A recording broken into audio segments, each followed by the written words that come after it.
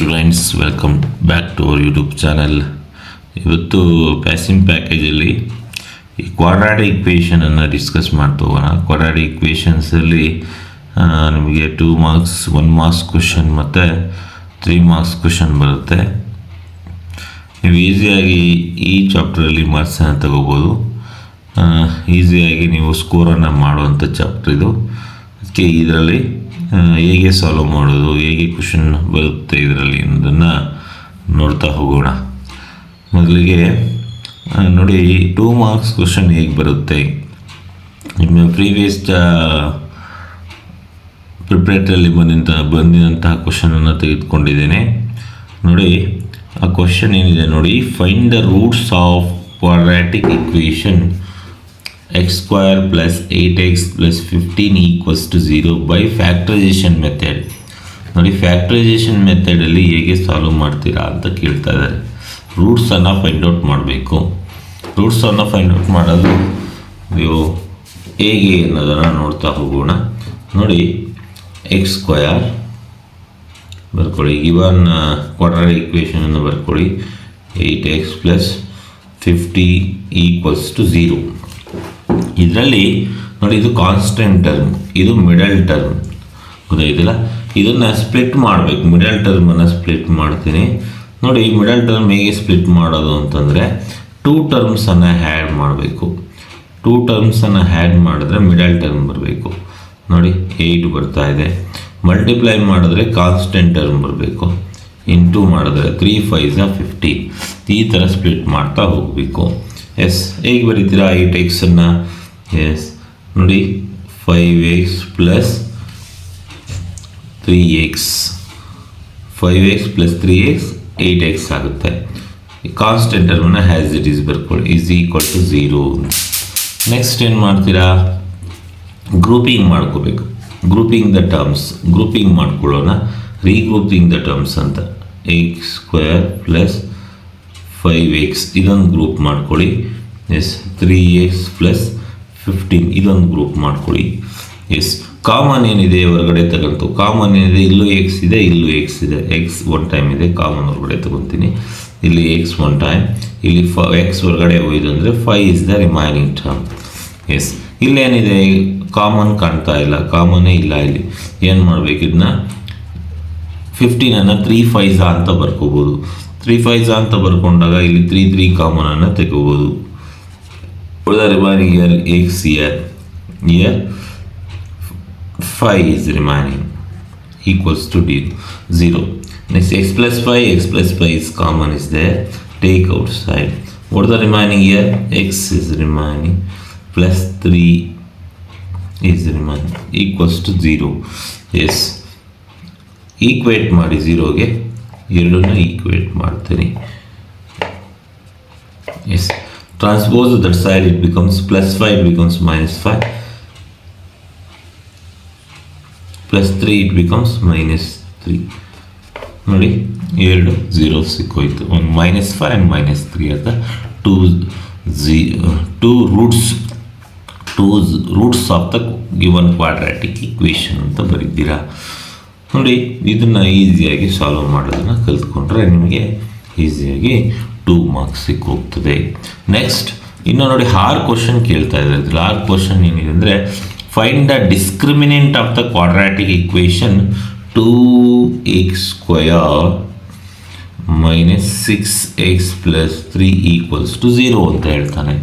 ನೋಡಿ, ಡಿಸ್ಕ್ರಿಮಿನೆಂಟನ್ನು find out ಮಾಡಬೇಕು. ನೋಡಿ, ಯಾವ್ದು ಈಸಿ ಆಗಿರುತ್ತೋ, ನಿಮಗೆ ಯಾವ್ದು ಈಸಿ ಅನಿಸುತ್ತೋ ಅದನ್ನು ಸಾಲ್ವ್ ಮಾಡಿದ್ರಲ್ಲಿ, ಆಯಿತಾ? ನಿಮಗೆ ಯಾವುದು ಈಸಿ ಆಗುತ್ತೋ ಅದಕ್ಕೆ ನೀವು ಸಾಲ್ವ್ ಮಾಡೋದಕ್ಕೆ ಪ್ರಯತ್ನ ಪಡಬೇಕು. ಟಫ್ ಇರೋದನ್ನು ಬಿಡಬೇಕು, ಅಲ್ಲಿ ಮಾರ್ಕ್ಸ್ ಹೋಗೋ ಚಾನ್ಸಸ್ ಇರ್ತದೆ.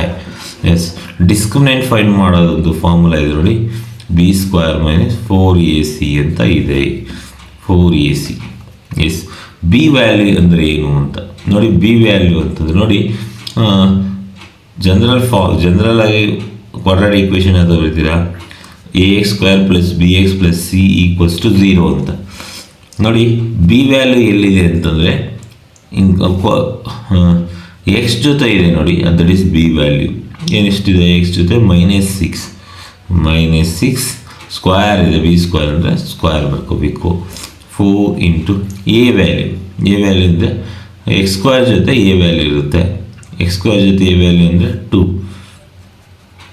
ಸಿ ಕಾನ್ಸ್ಟೆಂಟ್ ಟರ್ಮು ಸಿ ಆಗಿರುತ್ತೆ ನೋಡಿ. 3 is the constant. Square of -6 -6 into -6 -6 into -6 minus into minus plus 6 is 36. 4 2s are 8. 8 3s are 24. 36 ಅಲ್ಲಿ 24 ಮೈನಸ್ ಮಾಡಿ, 6 ಅಲ್ಲಿ 4 ಮೈನಸ್ ಮಾಡಿದ್ರೆ 2 ಆಗುತ್ತೆ.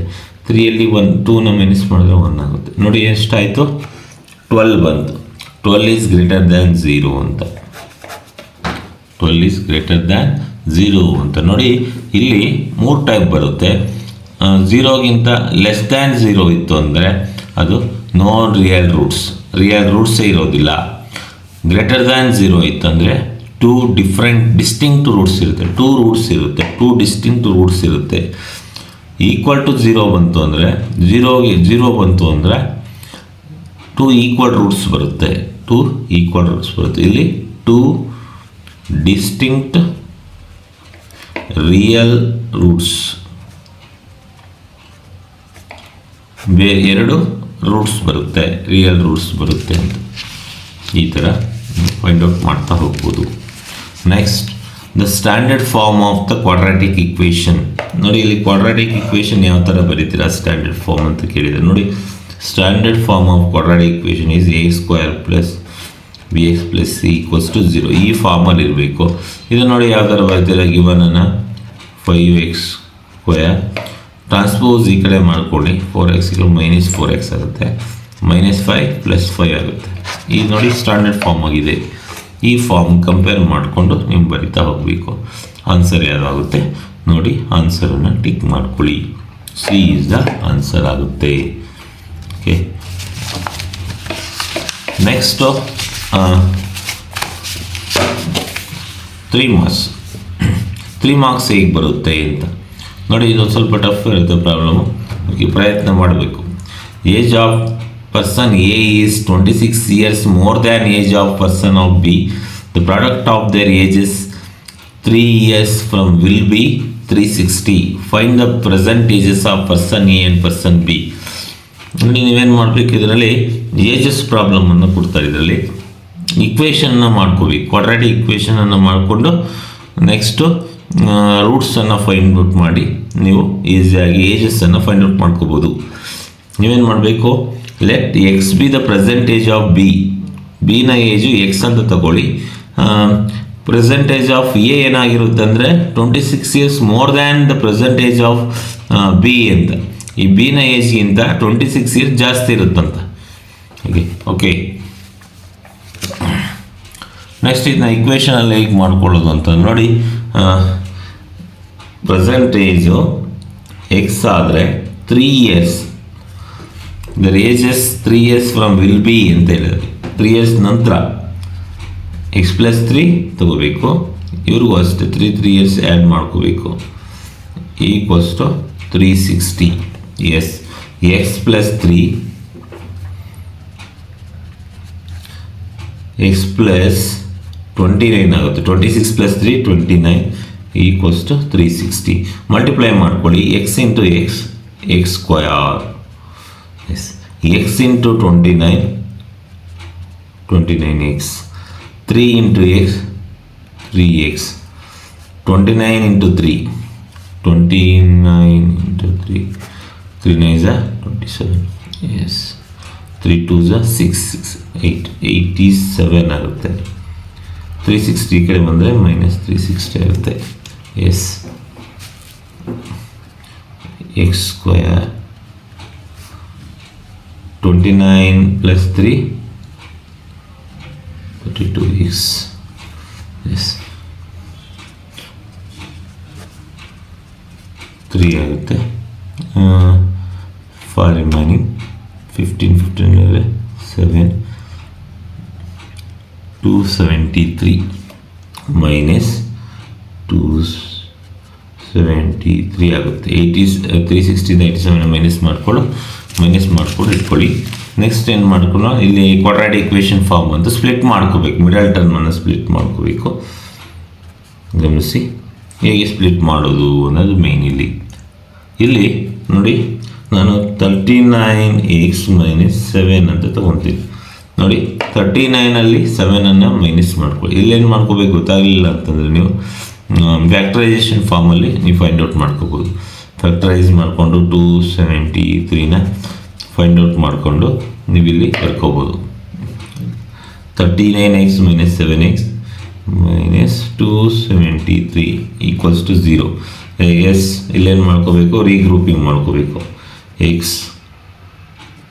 + 39x yes minus into minus plus ಆಗುತ್ತೆ, ಎಸ್ =0. ಎಕ್ಸ್ ಕಾಮನ್ ಆಗುತ್ತೆ. X remaining 39 remaining x common ತೊಗೊಂಡ್ರೆ ಇಲ್ಲೇನು ಮಾಡ್ಕೋಬೇಕು, 273ನ್ನು 39 × 7 ಅಂತ ಬರ್ಕೋಬೇಕು. ಆಗ 7 ಕಾಮನ್ ತೊಗೊಳ್ಳೋಣ.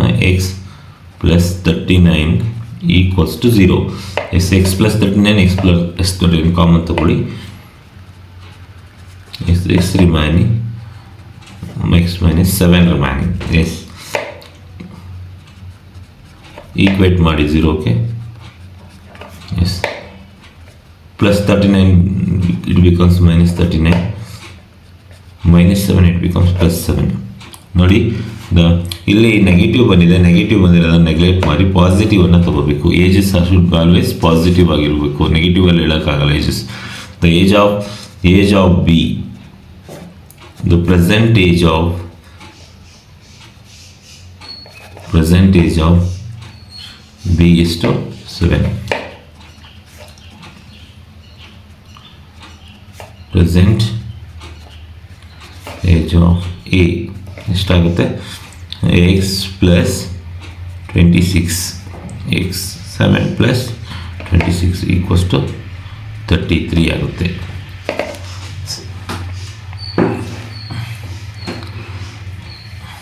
The present age of B is 7, the present age of A is 33 is the answer. ಈ ಥರ ನೀವು ಮಾಡ್ತಾ ಹೋಗಬೇಕು. ನೆಕ್ಸ್ಟ್ ಇನ್ನು 6 ಕ್ವಶನ್ ಕೇಳಿದ್ದ ನೋಡಿ. 6 ಕ್ವಶನ್ ಏನು ಹೇಳ್ತಾ ಇದೆ ನೋಡಿ, ಆಯಿತಾ. If the sum of the squares of the two consecutive positive if the sum of the squares of the two consecutive positive odd integers is 290, then find those integers. ಅಂದರೆ ನೋಡಿ, ಈ ಒಂದು 2 ಇಂಟೀಜರ್ಸನ್ನು ಕಾನ್ಸಿಕ್ಯೂಟಿವ್ ನಂಬರ್ಸನ್ನು ಆಡ್ ಅಂತ ಕೇಳಿದ್ದಾರೆ. ಒಂದು ಬಿಟ್ಟು ಒಂದು alternate ತೊಗೋಬೇಕಾಗುತ್ತೆ. X ಆದಮೇಲೆ x + 1 ತೊಗೋಬೇಡಿ, x + 2 ತೊಗೋಬೇಕು. x and x + 2 are the 2 consecutive numbers ಅಂತ ತೊಗೋಬೇಕು. ಸ್ಕ್ವೇರ್ ಮಾಡಿ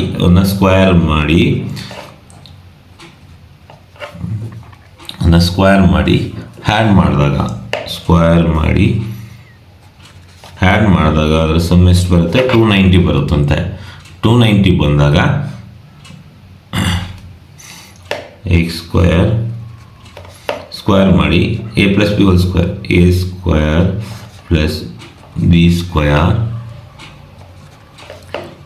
2ab 2 × x × b = 290. x² + x² 2x². Square of 2 4, 2 2 is 4x. S ಈ ಥರ ಮಾಡ್ತಾ ಹೋಗಬೇಕು. 2x² + 4x 4. ಈ ಕಡೆ 290 ತಗೊಳ್ಳಿ. ಎಸ್ 2x² 290ಲಿ 4ನ ಮೈನಸ್ ಮಾಡಿದ್ರೆ 286 ನೋಡಿ, ಬೈ 2 ಮಾಡ್ಕೊಳ್ಳಿ, ಈಸಿ ಆಗುತ್ತೆ. ಎಲ್ಲ ಡಿವೈಡ್ ಮಾಡಿದ್ರೆ 2 ಇಂದ ಡಿವೈಡ್ ಮಾಡಿದ್ರೆ x² ರಿಮೈನಿಂಗ್ 2x ನೋಡಿ 4 3 2 143 ಬರುತ್ತೆ 2 ಇಂದ ಡಿವೈಡ್ ಮಾಡಿದ್ರೆ. ಈ ಥರ ನೀವು ಮಾಡ್ತಾ ಹೋಗಿ ಈಸಿಯಾಗಿ ನಿಮಗೆ ಫೈಂಡ್ ಔಟ್ ಮಾಡ್ಬೋದು. ನೋಡಿ, ಮಿಡಲ್ ಟರ್ಮನ್ನು ಸ್ಪ್ಲಿಟ್ ಮಾಡಿಕೊಂಡು ಫೈಂಡ್ ಔಟ್ ಮಾಡಿ ಈಸಿಯಾಗಿ ನಿಮಗೆ ಆನ್ಸರ್ ಸಿಗುತ್ತೆ. ಹೇಳ್ತಾ ಇದೇ ಥರ ನೀವು ಸಾಲ್ವ್ ಮಾಡ್ತಾ ಹೋಗಿ.